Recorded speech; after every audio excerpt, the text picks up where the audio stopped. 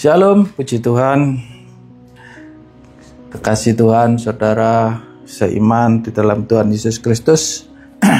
Sebelum kita mendengarkan pesan Tuhan buat hari ini, ayo saya mengajak untuk kita semua berdoa terlebih dahulu untuk mempersiapkan hati dan pikiran kita semua. Kami mengucap syukur terima kasih Tuhan, bahwasanya kami percaya Engkau sungguh baik, sangat baik Tuhan. Kami sungguh bersyukur kami punya Allah yang luar biasa. Engkau Allah yang dahsyat dalam setiap kehidupan kami. Di setiap musim Engkau selalu ada. Dan kami percaya Engkau Allah yang tidak pernah sekali-sekali membiarkan kami, apalagi meninggalkan kami. Kami sungguh mengucap syukur terima kasih. Bapa dalam surga, sebentar kami akan mendengarkan sebagian dari pesan-Mu. Persiapkan kami semua, hati dan pikiran kami untuk menerima setiap benih firman-Mu. Jadikan hati kami dan pikiran kami tanah yang subur, supaya ketika kami menerima setiap benih firman-Mu, bisa bertumbuh dalam kehidupan kami, berakar dengan kuat, dan terus bertumbuh dan bertumbuh, bisa terus berbuah untuk hormat kemuliaan nama Tuhan Yesus Kristus. Terima kasih Tuhan. Kami sambut pesan-Mu, kami sambut firman-Mu hanya di dalam satu nama, dalam nama Tuhan Yesus Kristus. Haleluya, amin.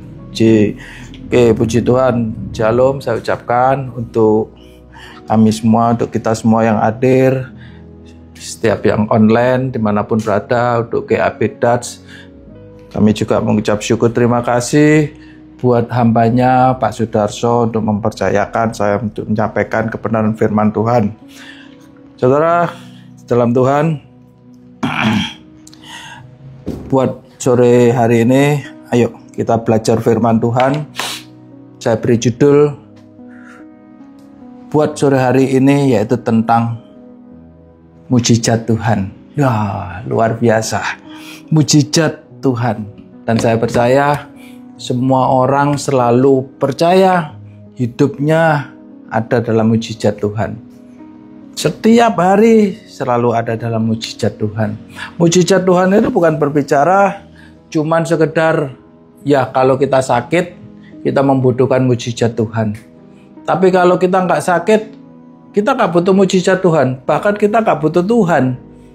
Beberapa orang Kristen ya sudah, pokoknya aku Kristen, pokoknya aku ke gereja, tapi nggak tahu ke gerejanya hanya sekedar karena rutinitas.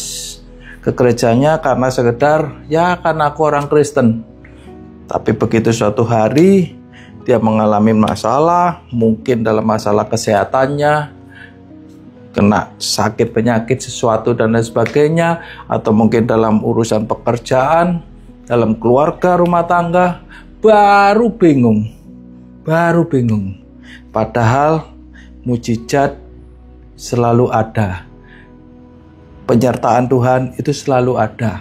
Nah, yang menjadi perbedaannya ketika setiap hari kita sebagai orang-orang Kristen, apa yang harus kita lakukan? Apa yang harus kita kerjakan? Oke, kita belajar firman Tuhan buat saat ini. Kita buka terlebih dahulu ya. Yohanes pasal 5. Yohanes pasal 5 ayat pertama sampai dengan ayat ke-18. Sekali lagi, Yohanes pasal 5 ayat yang pertama sampai dengan ayat ke-18. Oke, puji Tuhan. Di situ di perikopnya tertulis penyembuhan pada hari Sabat di kolam Bethesda. Saya lagi penyembuhan pada hari Sabat di kolam Bethesda. Ayat yang pertama. Sesudah itu ada hari raya orang Yahudi dan Yesus, perhatikan, berangkat ke Yerusalem. Yesus berangkat ke Yerusalem. Ayat 2, di Yerusalem dekat pintu gerbang domba ada sebuah kolam yang dalam bahasa Ibrani disebut Bethesda. Ada 5 serambi. Dan di serambi-serambi, di setiap serambi, di situ maksudnya, di serambi-serambi itu berbaring sejumlah besar orang sakit. Banyak orang sakit. ya kan? Orang-orang buta, orang-orang timpang, dan orang-orang lumpuh yang ngapain mereka? Menantikan goncangan air kolam. Sebab sewaktu-waktu turun malaikat Tuhan ke kolam itu dan menggoncangkan air itu. Menggoncangkan air itu, barang siapa yang terdahulu masuk ke dalamnya, sesudah goncangan air itu menjadi sembuh. Sekali lagi, sebab sewaktu-waktu turun malaikat Tuhan ke kolam itu dan menggoncangkan air itu, barang siapa yang terdahulu masuk ke dalamnya, sesudah goncangan air itu menjadi sembuh. Apapun juga itu penyakitnya. Ayat kelima. Di situ ada seorang yang sudah 38 tahun lamanya. Perhatikan, 38 tahun lamanya sakit. Ngapain 38 tahun? Sakit. Berbaring.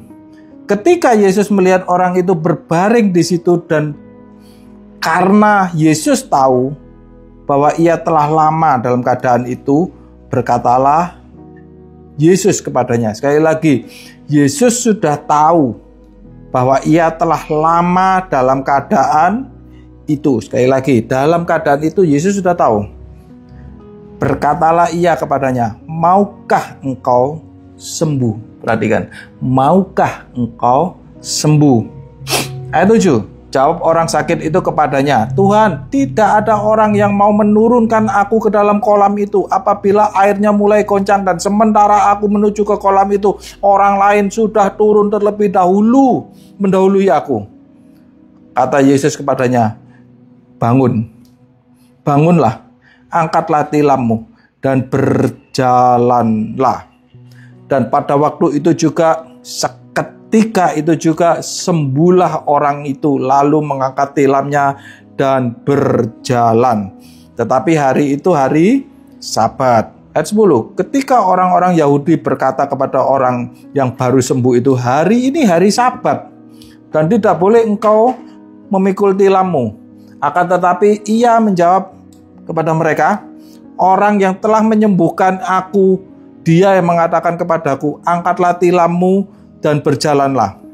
Mereka bertanya kepada orang itu, siapakah orang itu yang berkata kepadamu, angkatlah tilammu dan berjalanlah? Tetapi orang yang baru sembuh itu tidak tahu siapa orang itu. Sebab, sekali lagi, Yesus telah menghilang di tengah-tengah orang banyak di tempat itu. Kemudian Yesus bertemu dengan dia, orang itu tadi, yang sudah disembuhkan, dalam bait Allah, lalu berkata kepadanya, engkau telah sembuh. Perhatikan, engkau telah sembuh, jangan berbuat dosa lagi, supaya kepadamu jangan terjadi yang lebih buruk.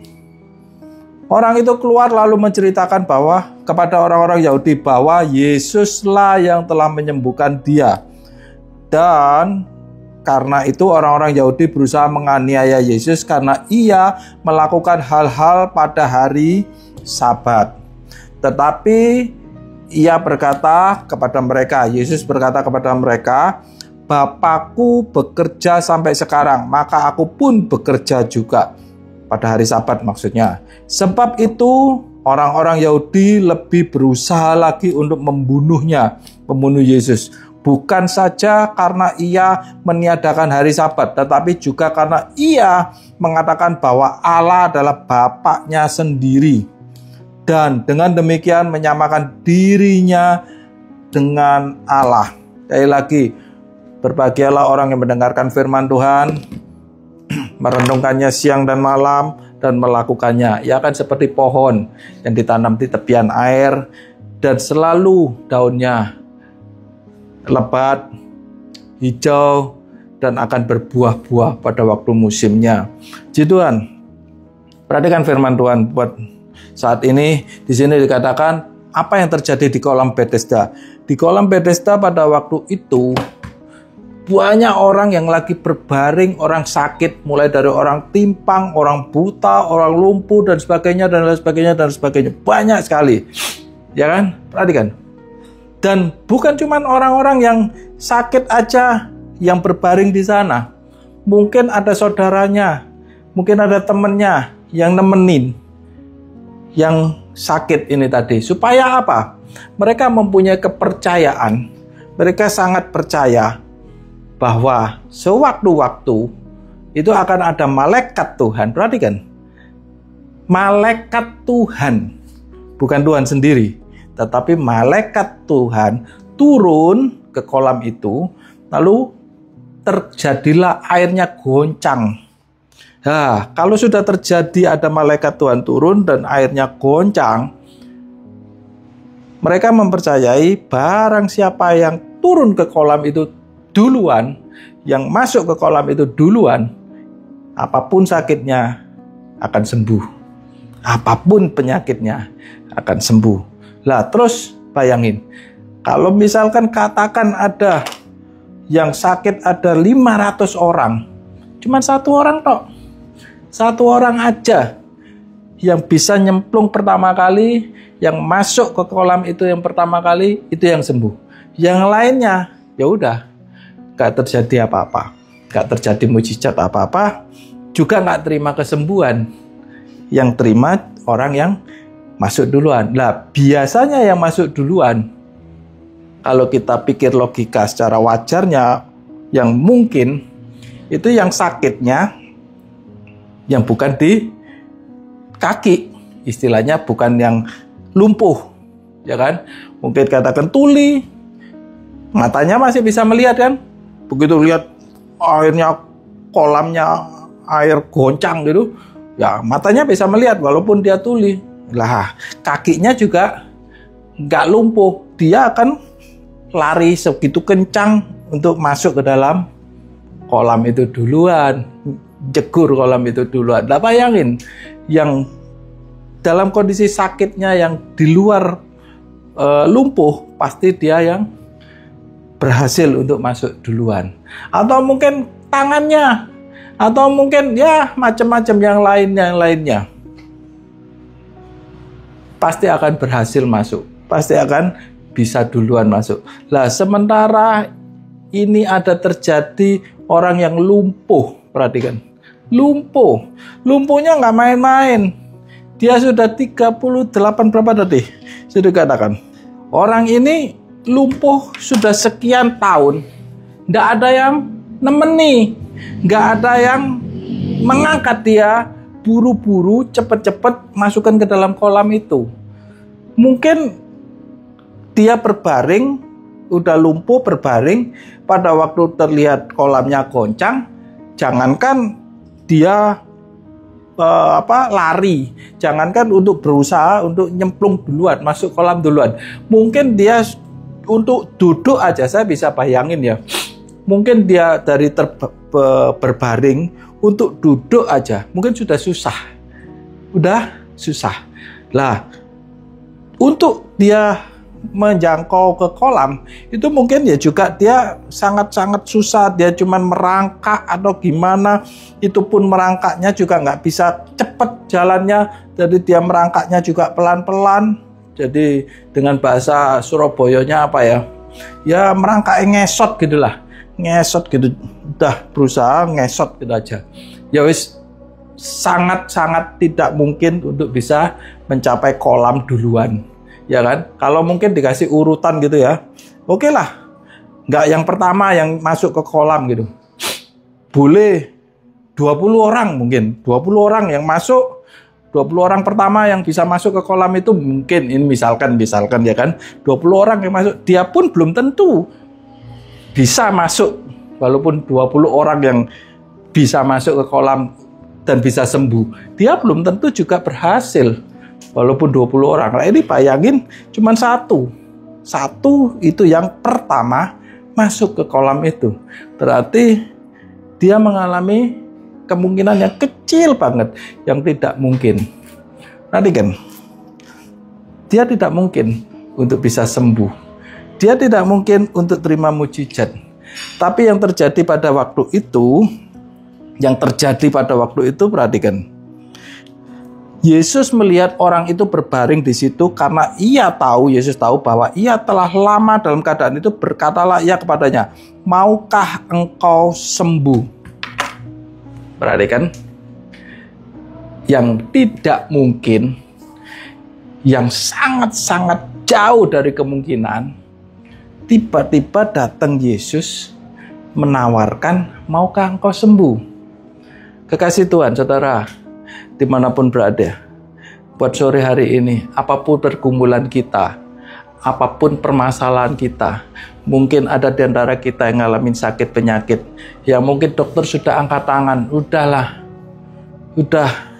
nggak ada harapan, atau mungkin dokter bilang, udah kamu setiap hari minum obat dan sebagainya, atau mungkin dalam masalah pekerjaan, nggak mungkin, kamu mau jualan apa? Hari ini kamu mau dagang apa? Susah. Kerja ini susah, kerja itu susah. Mau ikut perusahaan, ngelamar kerjaan, juga banyak yang nganggur. Banyak itu, lulusan S1, S2. Nggak dapat kerjaan, pada bingung semua. Perhatikan, kekasih Tuhan, buat sore hari ini, saya ingatkan, yang mustahil bagi manusia, yang tidak mungkin bagi kita, tidak ada yang mustahil bagi Allah. Ada satu pertanyaan, maukah engkau sembuh? Maukah engkau terima mujizat Tuhan buat saat ini? Tuhan mau berikan mujizat. Jangan kayak orang ini, ketika ditanya, maukah engkau sembuh? Jawab orang sakit ini kepadanya, Tuhan, tidak ada orang yang menurunkan aku ke dalam kolam itu apabila air itu mulai goncang dan sementara menuju kolam itu dan orang itu ngomong.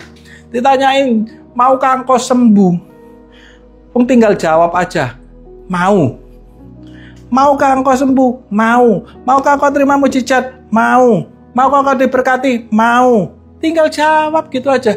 Masih muter. Gak mungkin Tuhan aku terima mujizat, gak mungkin Tuhan aku diberkati, gak mungkin Tuhan aku bisa, gak mungkin Tuhan. Aku ini cuma sekolah lulusan SMP, aku ini gak punya apa-apa. Orang tuaku juga bukan orang tua yang kaya raya, bukan konglomerat, gak bisa bukain modal aku kerja dan sebagainya. Tuhan cuma tanya, maukah engkau sembuh? Maukah kau terima mujizat? Tinggal bilang, ya, mau Tuhan. Kenapa? Yang malaikat Tuhan, yang tadi disebutkan, turun sewaktu-waktu. Itu malaikat Masihan. Nah, ini Tuhan sendiri yang tanya, yang pemilik langit dan bumi, yang menciptakan langit dan bumi, yang memiliki sorga, sang pemilik sorga. Datang tanya sendiri pada saudara, pada saya, pada orang ini. Nah, bayangin, kita kira-kira kalau gini, seandainya suatu hari gitu ya, enak-enak kita duduk-duduk gitu, tiba-tiba ada RI1 nih, ya kan? Ada RI1 lewat, bisa lewat aja. Ketika kita enak-enak duduk, nyantai, mungkin lagi duduk-duduk di kafe gitu lah istilahnya, lagi enak-enak santai di kafe, nongkrong ngopi-ngopi gitu ya sama temen-temen, enak-enak ngopi, tiba-tiba ada RI1 lewat. Kira-kira kita tahu kalau ini RI1 yang lewat di depannya kita, responnya gimana? Wah, dengan antusias, wih senengnya setengah mati bisa ketemu RI1 di depan mata lagi. Mungkin saya akan nyalamin, ngajak foto bareng, apalagi zaman sekarang di tangan selalu ada HP, wah ajak selfie bareng, foto bareng dan sebagainya. Bener gak? Ya kan? Ditambahin lagi udah ketemu RI1, ditanyain lagi, kerjaanmu apa? Gimana dengan pekerjaanmu? Maukah kamu kerjaanmu lancar? Maukah kesehatanmu baik, lancar? Ya, tinggal bilang mau. Ya mau. Karena yang nawarin siapa? Orang nomor satu di dunia, orang nomor satu di Indonesia, RI1, orang nomor satu di Indonesia. Begitu kita bisa bangga ketemu, lah sama halnya kalau kita ketemu Yesus. Kita berjumpa dalam Yesus. Kita berjumpa dalam hadirat Tuhan. Tuhan selalu membawa kesembuhan. Ayo, saya mengajak kita semua. Kita selalu ada hubungan yang intim. Kita selalu masuk dalam hadirat Tuhan. Biasakan kita hidup selalu masuk dalam hadirat Tuhan. Biasakan kita setiap hari hidup dalam keintiman bersama Tuhan. Apapun kita dalam kondisi baik, dalam kondisi sehat, puji Tuhan, dalam kondisi kurang sehat, kesehatan kita lagi terganggu, atau mungkin dalam ekonomi, atau puji Tuhan, diberkati, ataupun dalam keadaan mungkin lagi gonjang-ganjing keuangan kita, ekonomi, dan sebagainya. Selalu jalin hubungan yang baik, hidup bersama Yesus. Ketika kita hidup selalu punya hubungan, punya fellowship yang baik sama Tuhan, percayalah, Tuhan akan selalu menyertai saudara. Dia selalu menawarkan kita. Maukah engkau sembuh? Kalau engkau mengalami masalah, maukah engkau mengalami mujizat? Tuhan pasti tolong. Apapun itu, Tuhan pasti tolong. Oke, puji Tuhan. Kasih Tuhan. Ayo ingat baik-baik. Tuhan ini tidak pernah terpaku dengan adat istiadat. Orang-orang Yahudi, mereka terpaku dengan aturan, adat istiadat. Nanti kalau ada malaikat yang turun, baru aku bisa sembuh.